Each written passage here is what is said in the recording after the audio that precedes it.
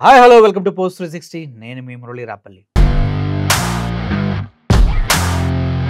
దేశవ్యాప్తంగా ఒకే ఒక సమస్య ఇప్పుడు రైతుల్ని పీడిస్తూనే ఉంది. ఆ రైతు దేశానికి వెన్నెముక, రైతు అన్నదాత, రైతు చాలా గొప్పవాడు. ఇలా కబుర్లు చెప్పే రాజకీయ నాయకుల్ని ఇప్పుడు ఏ చెప్పుతో కొట్టాలి, ఏ బూటుతో కొట్టాలో అర్థం కాని పరిస్థితి. ఇంత గొప్పగా చెప్పుకోవడానికి, పుస్తకాల్లో రాసుకోవడానికి, రైతు గురించి చెప్పడానికి రాజకీయ నాయకులు ఏం సిగ్గుపడరు. కానీ ఈ సిగ్గులేని రాజకీయ నాయకులు ప్రతి ఒక్కరు కూడా ఇండియా మొత్తంలో మోడీ సిగ్గులేనుడు అనుకోవాలి. మన ఆంధ్రప్రదేశ్లో ఎవరైతే అధికారంలో ఉన్నారో చంద్రబాబు నాయుడు గారు, లోకేష్, కూటమి ప్రభుత్వం సిగ్గులేనిదనుకోవాలి. ఇటు తెలంగాణలో కూడా ప్రభుత్వం అలాగే సిగ్గులేని ప్రభుత్వం అనుకోవాలి. ఎందుకంటే రైతులకి అందవలసిన యూరియాని అందించలేనటువంటి దరిద్రమైనటువంటి వరస్ట్ సిచ్యువేషన్లో ఈ గవర్నమెంట్స్ ఉన్నందుకు చేతకాని ప్రభుత్వాలుగానే మనం అనుకోవాలి. చంద్రబాబు నాయుడు గారు మాట్లాడుతూ మొన్న ఒక అద్భుతమైన సలహా ఇవ్వటం జరిగింది. అసలు ఎంత గొప్ప సలహా అంటే ఆయన ఇచ్చింది, యూరియాని ఎక్కువగా వాడకండి. యూరియాని ఎక్కువ కనుక మీరు వాడినట్లయితే ఆరోగ్యాలు పాడవుతాయి. యూరియాని వాడకని తగ్గించండి. ఎందుకు? ఇప్పుడు యూరియా ఉంటే ఎక్కువ వాడమని చెప్తారు, బాగా ఏపుగా మొక్క పెరుగుతుంది వాడండి అని చెప్తారు. యూరియాని సరైన మోతాదులో రైతులకు అందించట్లేదు కాబట్టి ఈ సొల్లు పురాణాలన్నీ వస్తూ ఉంటాయి. చంద్రబాబు లాంటి విజనరీ కలిగిన వ్యక్తి గతంలో మనం చెప్పినప్పుడు మనం విన్నాం, అసలు రైస్ అనేది మనం తినకూడదు, దానివల్ల మనకి డయాబెటీస్ వస్తుంది, అదేవిధంగా దానివల్ల షుగర్ వ్యాధి వస్తుంది. మన ఎన్టీ రామారావు గారికి అది తెలియక రైస్ని మనకి అందించారు, రైస్ 2 రూపాయలకే ఇచ్చేసి మన జీవితాల్లో ఆరోగ్యాలను పాడు చేస్తున్నారని చెప్పే ప్రయత్నం కూడా ద గ్రేట్ చంద్రబాబు నాయుడు గారు చేశారు. ఒకసారి ఆ వీడియో చూస్తారా? చూడండి. చంద్రబాబు నాయుడు గారు రైస్ గురించి చెప్పే అద్భుతమైన మాటలు వినండి. మన నాయకుడు ఎన్టీ రామారావు గారు వచ్చిన తర్వాత అందరికీ రైస్ ఇప్పించాడు. 2 రూపాయల కేజీ బియ్యం పెట్టి మనం రైస్ తినడం మొదలు పెట్టాం. ఈ రైస్ వల్ల కార్బోహైడ్రేట్స్ తిని అసలు మిగిలిన ప్రోటీన్ గాని తినకుండా మానేశాం. ఎక్కువ కార్బోహైడ్రేట్స్ తింటే నీకు షుగర్ వస్తుంది, బీపీ వస్తా ఉంది. షుగర్ వస్తే అనేక జబ్బులు వస్తున్నాయి.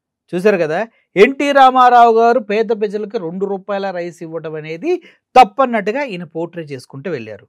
మరి పేదోడికి నోట్లోకి ముద్ద ఎలా వెళ్తుందంటే ప్రోటీన్ ఇస్తారంట ఈయన చంద్రబాబు నాయుడు. ప్రోటీన్ ఎలా ఇస్తారంటే, ప్రోటీన్ ఎందులో దొరుకుతుందండి? బీన్స్లో దొరుకుతుంది, చికెన్లో దొరుకుతుంది, మాంసకృతులు అన్నింటిలో దొరుకుతాయి. మరి అన్నీ మరి ఇవ్వచ్చు కదా చంద్రబాబు నాయుడు గారు. ఇవ్వండి సార్, రైస్ ఏముంది, రైస్ మానేసి రైస్ ఎలాగో మీరు కొనడానికి 34 రూపాయలకు పెట్టుకొని 2 రూపాయలకి ప్రజలకు ఇస్తున్నారు. ఓకే, ప్రతి పర్సన్కి 5 కేజీల రైసు, 10 కేజీల రైసు ఇస్తూ ఉంటారు. మీరు ఆ 5 కేజీల రైస్ ప్లేస్లో 5 కేజీల రైస్ ఎంతకాలం వస్తుందో అంతకాలం ప్రోటీన్ సప్లై చేయండి అందరికి. చేయగలరా మీరు? మీకు ఆ స్తోమత? మరి లేనప్పుడు ఎన్టీ రామారావు గారు ప్రవేశపెట్టిన 2 రూపాయల బియ్యం పథకాన్ని ఇంత చులకనగా, ఇంత హేళనగా, దాని ద్వారా ప్రజల ఆరోగ్యాలు పాడవుతున్నాయి అంత కన్సర్న్ తీసుకుని మాట్లాడుతున్నారే ఏంటి సార్ ఇది? నాకు అర్థం కావట్లేదు. చంద్రబాబు నాయుడు గారు మాట్లాడిన మాటలో తప్ప ఒప్ప మీరు కింద కామెంట్ రూపంలో తెలియజేయండి. అండ్ వన్ మోర్ థింగ్ ఏంటంటే, రీసెంట్గా ఆయన మాట్లాడుతూ యూరియాని ఎక్కువ వాడొద్దని చెప్తున్నారు. యూరియాని ఎక్కువ వాడకపోతే ఏం వాడాలో చెప్పండి ఆల్టర్నేటివ్. ఇలాగా మేము పెస్టిసైడ్స్ వాడాం, ప్రకృతి వ్యవసాయం చేస్తాం అని ఒక 10 సంవత్సరాలు ఈ పెస్టిసైడ్స్ అన్ని పక్కన పెట్టినటువంటి శ్రీలంక పరిస్థితి ఏమైంది తెలుసుగా. చివరికి సిగ్గులేని పరిస్థితుల్లో ఇండియానే డబ్బులు ఇచ్చి సపోర్ట్ చేస్తే కానీ అడుక్కు తినే సిచ్యువేషన్ నుంచి పర్లేదు అనే సిచ్యువేషన్కి ఇప్పుడు రాలా. మరి మీరేం చెప్పాలనుకున్నారు? ఇండియాని శ్రీలంక చేద్దామని చూస్తున్నారా అని అడగాలని ఉంది. కానీ అడిగితే ఆయన ఫీల్ అవుతాడేమో నాకు భయం. ఓకే, ఆయన ఫీల్ అయితే అయ్యాడు, అడిగేశా. నెక్స్ట్ ఇంకోటి, అసలు రైస్ను పండించొద్దు, 2 ఆవులు ఇస్తాను అని అన్నారు. ఎంతమందికి ఇచ్చారు ఇప్పుడు దాకా మీరు 2 ఆవులు? చంద్రబాబు నాయుడు గారిని నేను డైరెక్ట్ ప్రశ్నిస్తున్నా. ఎంతమందికి 2 ఆవులు ఇచ్చారు? ఆవులు ఇచ్చిన వాళ్ళు బాగుపడ్డారా లేదా తమ్ముళ్ళు అంటున్నారు కదా, ఎంతమందికి 2 ఆవులు ఇచ్చారు? ఎవరికి ఇవ్వలా మీరు. వరి పంట వేయొద్దండి, వరి పంట వల్ల ఆదాయం లేదు. నేను ఒకప్పుడు మిమ్మల్ని అందరినీ కోరాను, ఇంటింటికి 2 ఆవులు ఇస్తానంటే ఎగతాళి చేశారు. ఏం తమ్ముళ్ళు, ఆవులు పట్టుకున్న వాళ్ళు బాగుపడ్డారా లేదా అని అడుగుతున్నా. మీకంటూ ఒక పథకం లేదు, మీ పేరు మీద ఒక ఏమీ లేదు. పక్క నుండి పథకాలను తీసుకొచ్చి మనం పెట్టుకుని వాటినే మన సొంత పథకాలలాగా ప్రజల్లోకి తీసుకెళ్తున్నాం. అయినా కూడా ఇప్పుడు వరిని పండించొద్దని చెప్పే హక్కు మీకు ఎవరిచ్చారు? యూరియా వాడొద్దని చెప్పే హక్కు మీకు ఎవరిచ్చారు? అదేవిధంగా రూ. 2కి బియ్యం ఇచ్చి ప్రజల్ని ఆరోగ్యాలను పాడు చేశారు అనే హక్కు మీకు ఎవరిచ్చారు? ఈ పథకాలేవి మీకు సంబంధించినవి కదా! యూరియా మీరు కనిపెట్టలేదు. మీరు రూ. 2కి బియ్యం మీరివ్వలేదు. మన స్వర్గస్థులు ఎన్టీ రామారావు గారు ఇచ్చారు. మీకంటూ ఒక పథకం లేదు. కానీ ఇప్పుడు యూరియా లేకుండా ప్రజలు రోడ్డు మీద నానా కష్టాలు పడుతుందంటే రైతులకిచ్చే వార్నింగ్ ఏంటి? రైతులు రైతుల్లాగుండండి.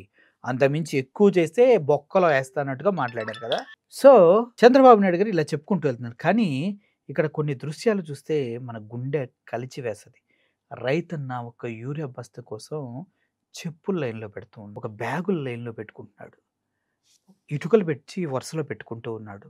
అయినా కూడా ఆడికి యూరియా దొరకట్లేదు. ఇది దేశవ్యాప్తంగా ఇదే పరిస్థితి రావడానికి కారణం ఎవరు? చేతకాని ప్రభుత్వాలు, చేతకాని వ్యవస్థలు, ముందస్తు నిర్ణయాలు తీసుకోవడం చేతకాని సో కాల్డ్ గవర్నమెంట్‌లే కదా! మరి అటువంటప్పుడు ఎవడిని అడగాలి? ప్రజలు ఎవరి దగ్గరికెళ్ళి ఇప్పుడు మొరపెట్టుకోవాలి? సరైన టైంలో యూరియా పడకపోతే ఏ పంట కూడా సరిగ్గా చేతికి రాదన్న మినిమమ్ సెన్స్ లేని ఈ రాజకీయ నాయకుల్ని ఏం చెప్పుతో కొట్టాలి చెప్పండి మీరు? కొంతకాలంగా ఎప్పుడైనా రైతు ఇటువంటి ఇబ్బంది పడ్డాడా? జగన్మోహన్ రెడ్డి హయాంలో ఎవడన్నా రైతు, ఏ రైతన్నా ఎవడన్నా ఫీల్ కాకండి అందరిని కలిపి అన్నా ఏ రైతన్నా ఇబ్బంది పడ్డాడా? మరి చంద్రబాబు నాయుడు గారు రాగానే ఎందుకు రైతులు ఇంత ఇబ్బంది పడుతున్నారు? మిర్చికి మద్దతు ధర లేదు. జగన్మోహన్ రెడ్డి వెళ్తే ఒక లెటర్ రాశాడు. పొగాకు మద్దతు ధర రాలా. జగన్మోహన్ రెడ్డి వాళ్ళ దగ్గరికెళ్ళి పొగాకు రైతులతో మాట్లాడితే సెంట్రల్ గవర్నమెంట్‌కి లెటర్ రాస్తాడు. మామిడికి మద్దతు ధర దొరకలేదు. మళ్ళీ జగన్మోహన్ రెడ్డి ఎళ్ళగానే సెంట్రల్ గవర్నమెంట్‌కి లెటర్ రాస్తాడు. మళ్ళీ అరటికి మద్దతు ధర లేదు. పప్పాయికి మద్దతు ధర లేదు. ఇప్పుడు ఉల్లికి మద్దతు ధర లేదు.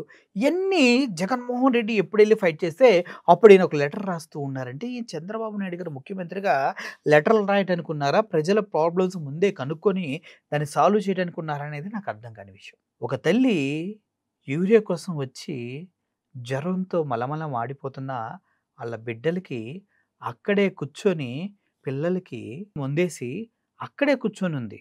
ఒకసారి ఆ వీడియో చూడండి.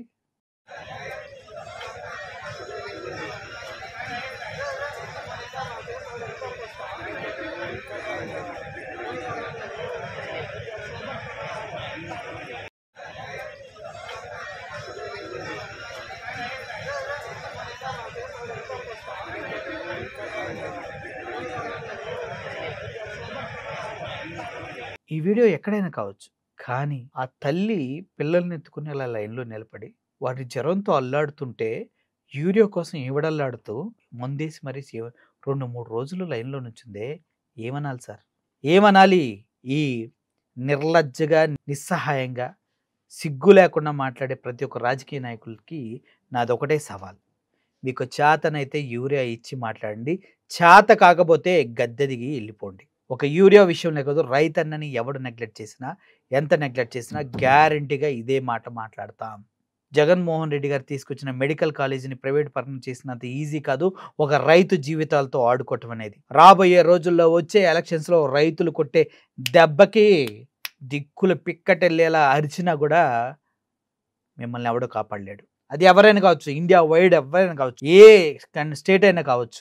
రైతుల్ని నెగ్లెక్ట్ చేస్తే మీ జీవితాలకి మీరే చరమగీతం పాడుకున్నట్టు ప్రతి రైతుకు అండగా మేముంటాం. నెక్స్ట్ ఎలక్షన్ టైంలో ఈ విషయాన్ని కంపల్సరీగా ప్రజల దృష్టికి నొక్కి, నొక్కి, నొక్కి, నొక్కి, నొక్కి, గుచ్చి, గుచ్చి గుర్తు చేసి మరి ఓట్లు మళ్లించే దాంట్లో మేము అండగా ఉంటాం.